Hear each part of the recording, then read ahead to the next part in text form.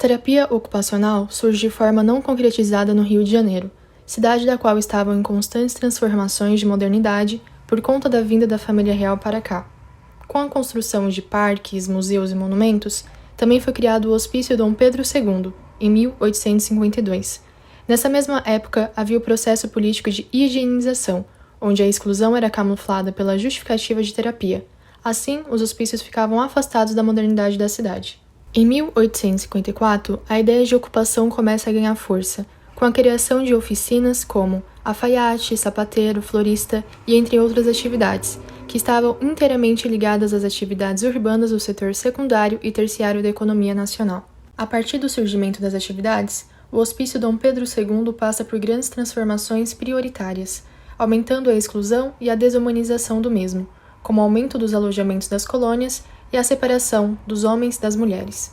A principal atividade era o trabalho, tendo a retomada de um tratamento moral, onde esse trabalho resgatava hábitos sociais, e o isolamento da cidade e dos familiares procurava proteger o louco das influências externas, além do objetivo de tornar esses loucos em um exército de reserva, fazendo com que esses trabalhassem nas lavouras e nas atividades dessas colônias.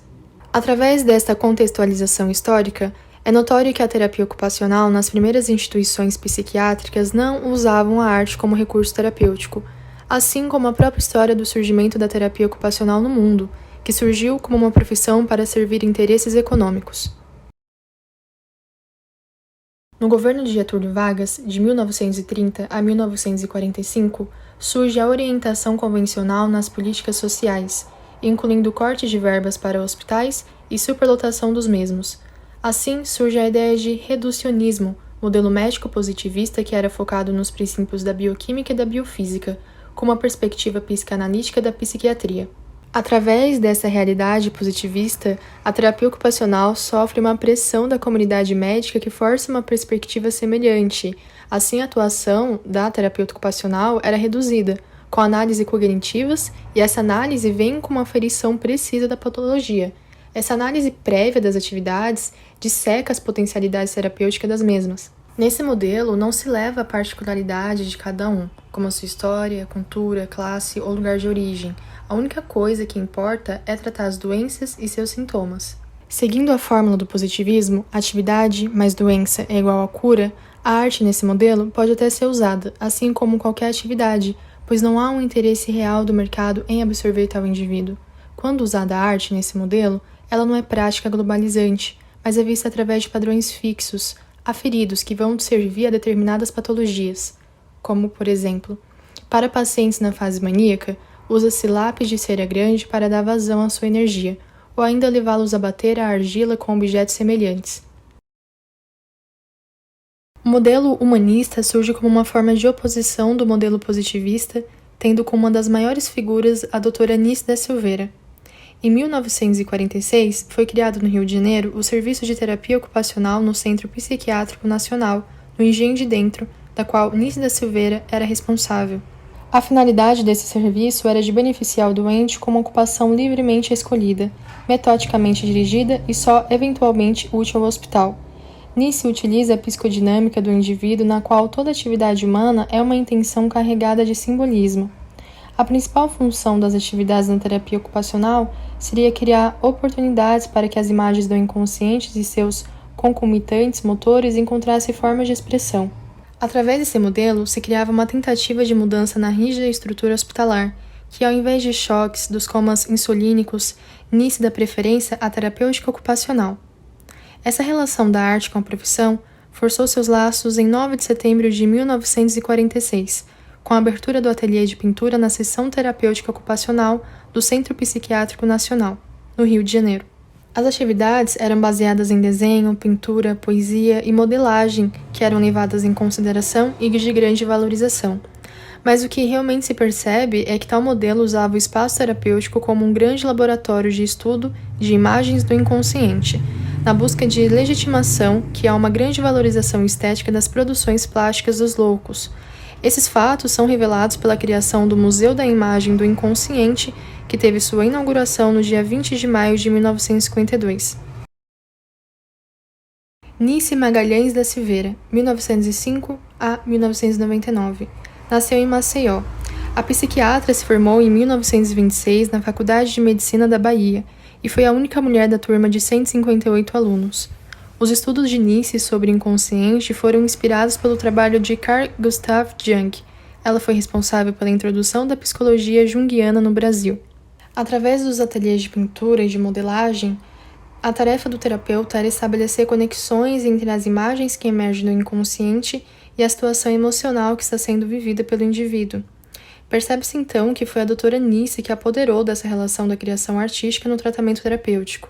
Nice conquistou reconhecimento mundial por ter elaborado abordagens humanizadas para pessoas com transtornos mentais e por se opor a tratamentos extremos como o choque elétrico, lobotomia e o confinamento. A psiquiatra defendia o uso da arte para a manutenção da saúde mental, especialmente modelagem e pintura. Além disso, Nice incentivava os pacientes, que ela preferia chamar pelo nome próprio ou por clientes, a manter contato e cuidar de cães e gatos.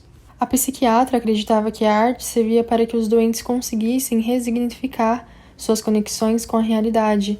Ela defendia que isso era possível por meio de suas expressões criativas e simbólicas.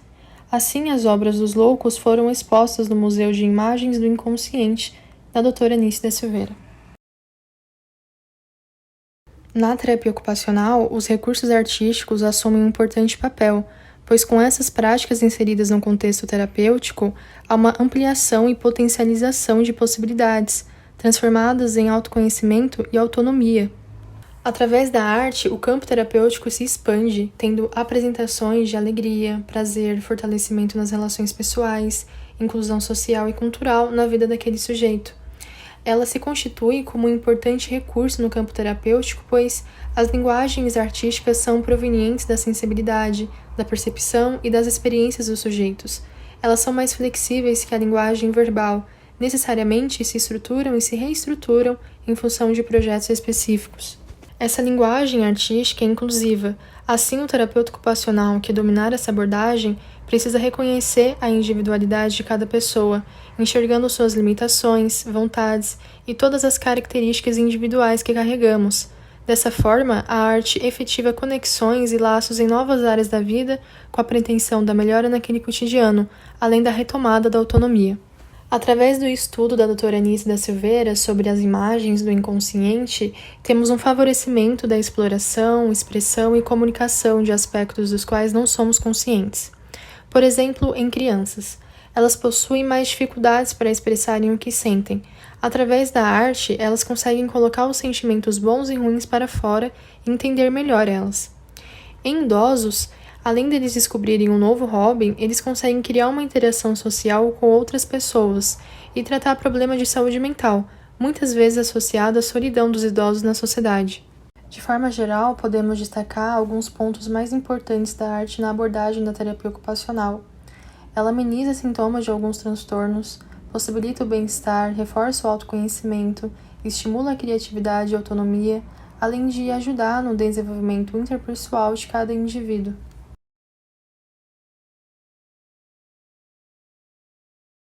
Recursos artísticos e a terapia ocupacional caminham lado a lado. Atividades artísticas carregam um grande significado, tornando assim um recurso terapêutico.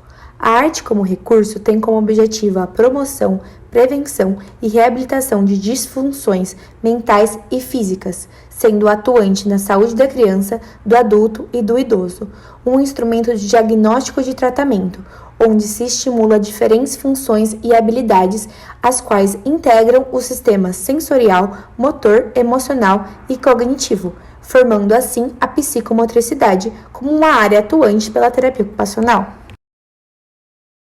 Esses exercícios expressivos partem da individualidade do sujeito, suas vontades e objetivos, construindo assim um repertório e uma experiência por meio da ação, do gesto e do fazer. A base terapêutica tem como preocupação ensinar, pensar, organizar, resistir e transformar, um contato mais próximo com o próprio corpo. Porém, ao olhar para a coletividade, a arte como recurso tem outro objetivo, que é a sensibilização e também pautuar a relação com o meio que se vive, dando uma proximidade, ou seja, a corporeidade. A arte como recurso terapêutico tem duas grandes possibilidades: recursos intermediários e recursos em si mesmo. Os recursos intermediários são trabalhados os conflitos e os sofrimentos e a recuperação de habilidades. E os recursos em si mesmo são trabalhados inclusão social, desenvolvimento pessoal e bem viver. Ambos, a matéria-prima do fazer artístico-cultural é a criatividade.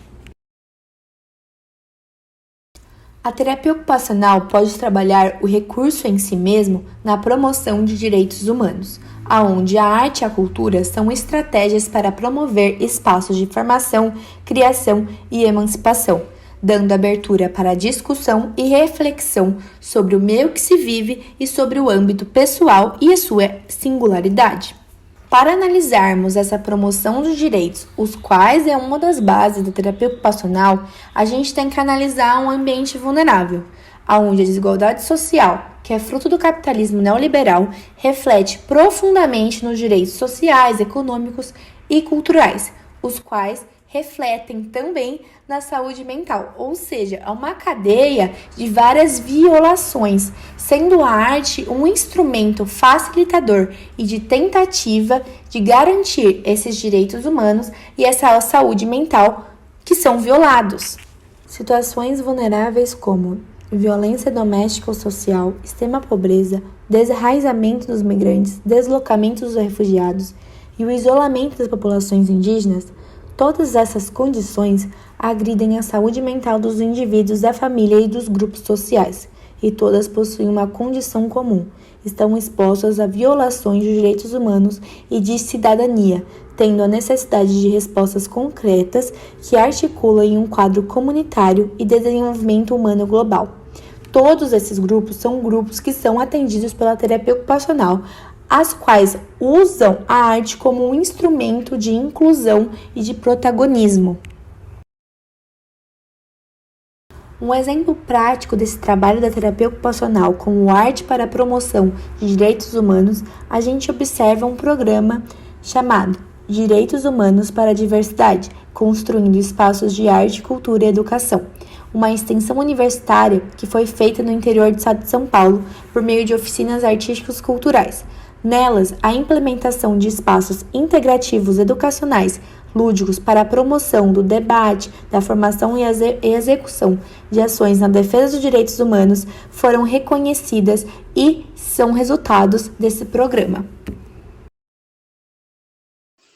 Depois de compreender o que é a arte-terapia, agora vamos falar sobre possíveis atividades artísticas usadas pela terapia ocupacional, como a música, a dança, o teatro e as artes plásticas.